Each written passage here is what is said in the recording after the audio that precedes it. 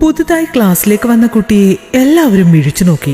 ഇപ്പോഴത്തെ കാലത്ത് ആരും ധരിക്കാത്ത തരത്തിലുള്ള കണ്ണാടയും ഫാഷൻ പോയ തരത്തിലുള്ള ചുരിദാറും. ആളൊരു പഴഞ്ചനാണെന്ന് കണ്ടപ്പോൾ തന്നെ എല്ലാവർക്കും മനസ്സിലായി. അവൾക്ക് എവിടെ ഇരിക്കണമെന്ന് അറിയില്ലായിരുന്നു. ഏറ്റവും ഒടുവിലെ ബെഞ്ചിൽ അല്പം സ്ഥലം കണ്ടതും അവൾ അവിടെ പോയിരുന്നു. അവളുടെ അടുത്തിരുന്നത് ലില്ലിക്കുട്ടിയായിരുന്നു. ആരുടെ എന്ത് കാര്യങ്ങളും കിള്ളി ചോദിക്കാൻ അവളെ കഴിഞ്ഞേയുള്ളൂ.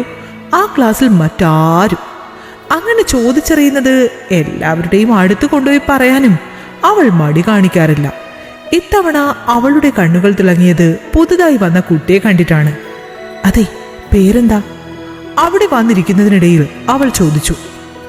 സംഘമിത്ര. പതിഞ്ഞ സ്വരത്തിൽ അവൾ മറുപടി കൊടുത്തു. എന്റെ പേര് ലില്ലിക്കുട്ടി. എന്റെ വീട് ഈ കോളേജിന് തൊട്ടടുത്താ. കൊച്ചിന്റെ വീട് എവിടെയാ?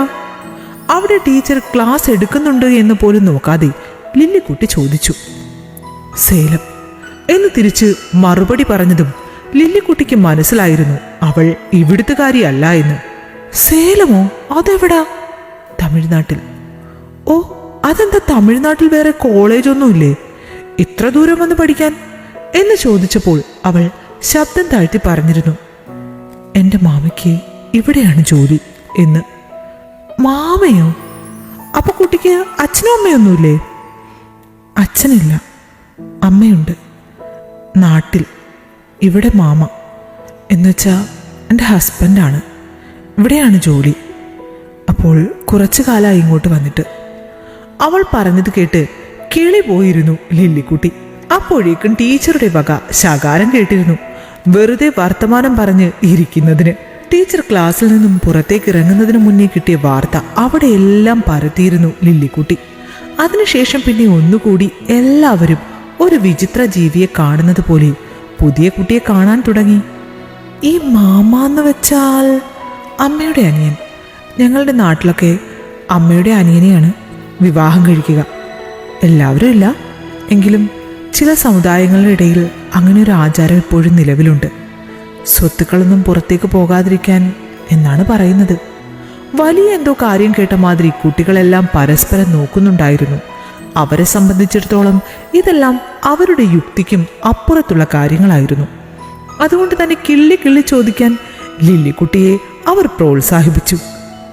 എങ്ങനെയാ ഇത്ര നന്നായി മലയാളം പറയുന്നത്? ഞങ്ങൾ കുറേ കാലം ഇവിടെ ആയിരുന്നു. അമ്മ, അപ്പ, ഞാൻ, അനിയത്തിമാർ എല്ലാവരും. അപ്പ മരിച്ചതിന് ശേഷമാണ് തിരിച്ചങ്ങോട്ടേക്ക് പോയത്. അപ്പോഴായിരുന്നു മാമയുമായുള്ള വിവാഹം. കാരണം കുടുംബം ഏറ്റെടുക്കാൻ ഒരാൾ വേണമല്ലോ. എത്ര നാളായി വിവാഹം കഴിഞ്ഞിട്ട്? 3 വർഷം.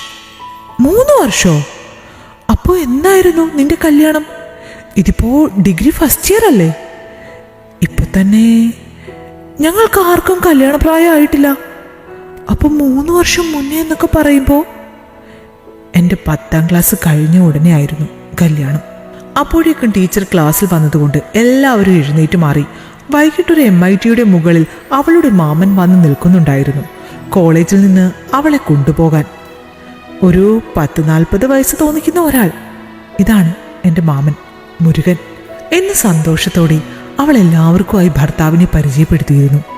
രണ്ടുപേരുടെയും പ്രായവ്യത്യാസവും ചേർച്ചയില്ലായ്മയും കണ്ട് എല്ലാവരും അന്തം വിട്ട് നോക്കി നിൽക്കുന്നുണ്ടായിരുന്നു ആ ചേർച്ചക്കുറവിനെ. ഇത് തന്നെയാണോ? ലില്ലിക്കുട്ടിയുടെ സംശയം മാറിയിരുന്നില്ല.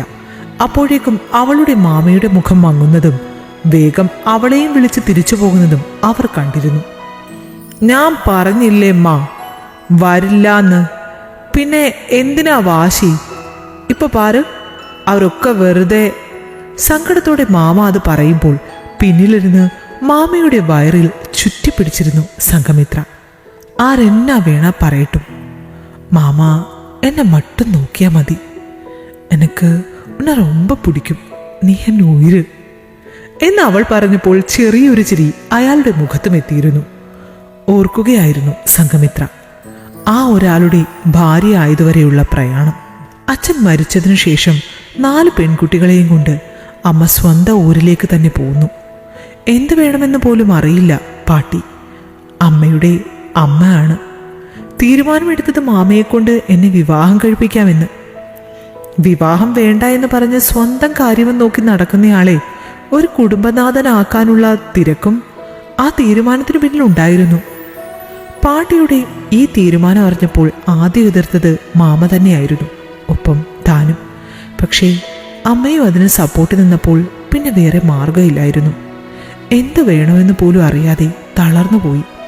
പക്ഷേ അന്ന് ശാന്തി മുഹൂർത്തം എന്ന പേരിൽ ഒന്നിച്ചൊരു മുറിയിൽ കഴിഞ്ഞപ്പോൾ അന്ന് മനസ്സിലാക്കിയിരുന്നു അയാളെ.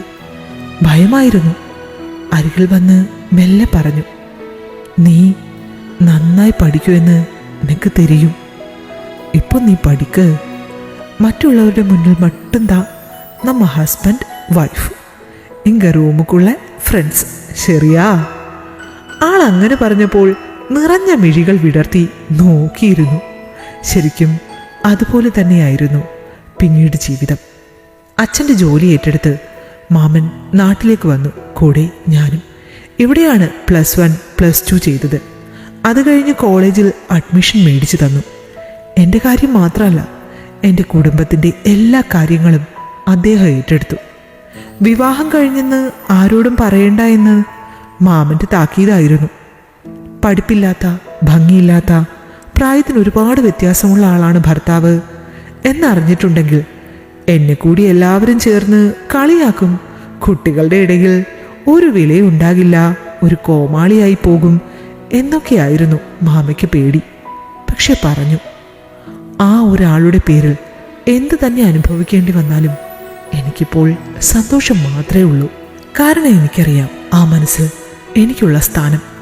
വെറുത്ത് വെറുത്ത് വെറുപ്പിൻ്റെ അവസാനം എപ്പോഴും പ്രണയമായി എന്ന് പറഞ്ഞതുപോലെ ഇപ്പോൾ എൻ്റെ പ്രണയമാണ് ആ മനുഷ്യൻ. നാളെ മുതൽ നീ ഒറ്റയ്ക്ക് പൊയ്ക്കോ എന്ന് വീട്ടിൽ ചെന്ന് വീണ്ടും പറഞ്ഞപ്പോൾ തീർത്ത് തന്നെ പറഞ്ഞിരുന്നു പറ്റില്ല എന്ന്.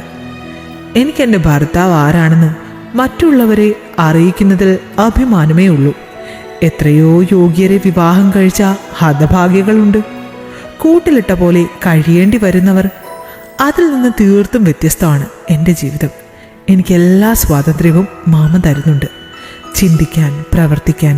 ഇതിൽ കൂടുതലൊന്നും ഞാൻ ആഗ്രഹിക്കുന്നില്ല. അതുകൊണ്ട് എനിക്ക് ഈ മാമ എൻ്റെ ഭർത്താവാണെന്ന് ആരുടെ മുന്നിലും തുറന്നു പറയാൻ ഒരു പേടിയില്ല.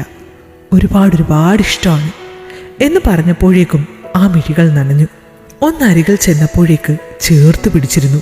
ഞാനും ആ കരവലയത്തിൽ ഒതുങ്ങി നിന്നു. ഇതിലും സുരക്ഷിതത്വം വേറെ എവിടെയുമില്ല എന്ന അറിവിൽ. ഈ കഥ നിങ്ങൾക്കിഷ്ടമായെങ്കിൽ ലൈക്ക് ചെയ്യൂ. നിങ്ങളുടെ അഭിപ്രായങ്ങൾ കമന്റായി രേഖപ്പെടുത്തൂ. കൂടുതൽ കഥകൾ കേൾക്കാൻ ഈ ചാനൽ സബ്സ്ക്രൈബ് ചെയ്യൂ.